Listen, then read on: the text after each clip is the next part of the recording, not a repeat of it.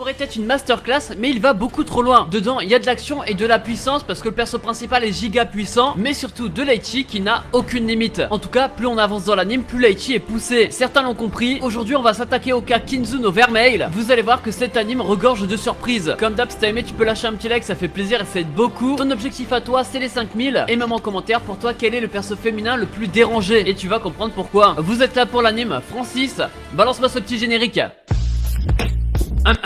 Francis, c'est quoi ça?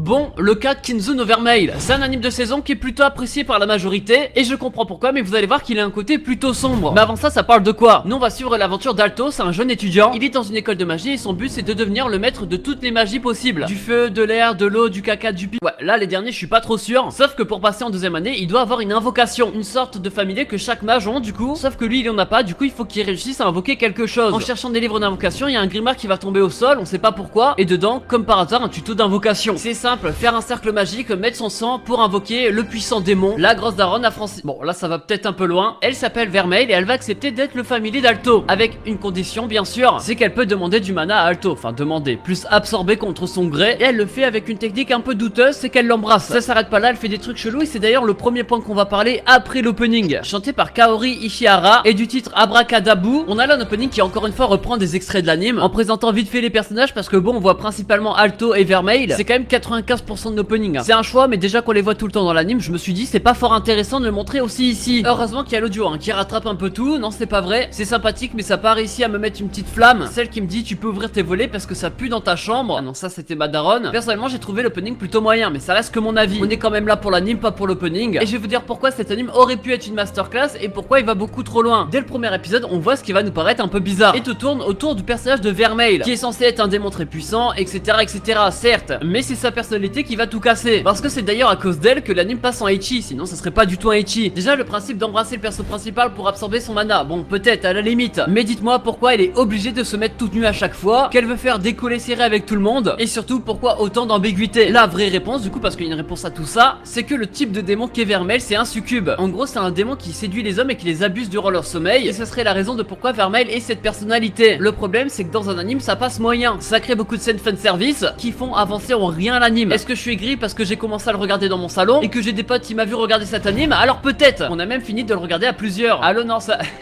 non je déconne. Ce côté là n'a aucune limite et je trouve ça dommage, parce que si on enlève tout ça je peux vous dire que cet anime serait une masterclass, parce qu'on s'ennuie jamais. C'est un anime fantasy dans une académie basique et c'est justement ce que j'aime bien personnellement, parce que ça offre une possibilité de scénario de ouf, genre des épreuves organisées par l'académie, des conflits internes entre les élèves qui ont des rangs différents, donc en gros il y a des gens qui sont haut placés, considérés comme giga chauds, etc. et aussi potentiellement un antagoniste. Plusieurs choses à la fois qui fait qu'on peut pas s'ennuyer, et c'est justement pour ça que je kiffe. Dans cet anime justement il joue bien avec la chose, parce que justement toutes ces petites choses ont un sens avec la suite. Les personnages qu'on va rencontrer on va les revoir, et d'ailleurs c'est ces personnages qui seront mis en avant par la suite. Pourquoi est-ce que c'est bien, tu vas me dire? Parce que ça permet d'introduire les personnages petit à petit, même si on les avait déjà entrevus juste avant, on les connaissait pas réellement. Ça nous permet nous en tant que spectateurs de s'attacher à ces personnages, d'avoir le temps de s'attacher justement, même si on les connaît pas vraiment en détail. Ce qui fait leur différence c'est leur familier, et qui dit avoir un familier différent dit un style de combat également différent, et comme par hasard on arrive à un point que j'aimerais aborder, l'action. En vrai c'est vraiment stylé, n'hésitez pas le petit like si t'as aimé, ça fait plaisir, et c'est la blague qu'on a fait 25 fois sur la chaîne.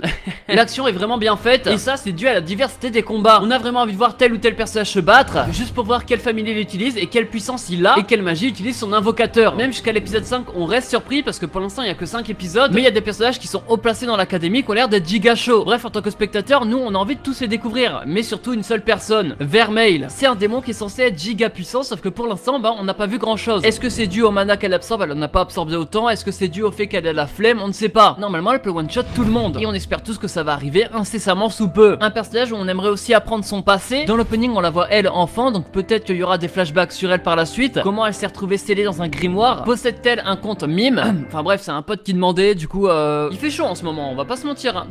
Sinon le dernier personnage est le plus important, le perso principal, lui en fait il casse les couilles à tout le monde. Le ref il fait rien à part devoir tirer des glaçons sur les adversaires. Et j'avoue que pour l'instant il est un peu inintéressant. Vous avez vu, cet anime a quand même plein de points positifs, mais au vu des scènes explicites et de la romance un peu niais, si on rajoute un peu du comic sur le sujet en plus de ça, on a pour moi un anime qui est vraiment bien pour les adolescents. Et ça s'arrêtera là. Il y a un potentiel, mais ça sera à l'auteur de calmer ses pulsions, parce que l'animation elle est très clean, on va pas se mentir. Et la musique de l'ending est une masterclass. Voilà, c'est dit. Kinzu Overmail touche pour genre comédie, fantasy, ecchi et pour thème démon et magie. Il est déconseillé en moins de 13 ans et disponible sur ADN. Bref, c'est Trash Manga, je vous ai parlé de cet anime qui n'a aucune limite. Comme d'hab, le petit like si t'as aimé, ça fait plaisir et ça aide beaucoup. N'oublie pas, ton objectif c'est les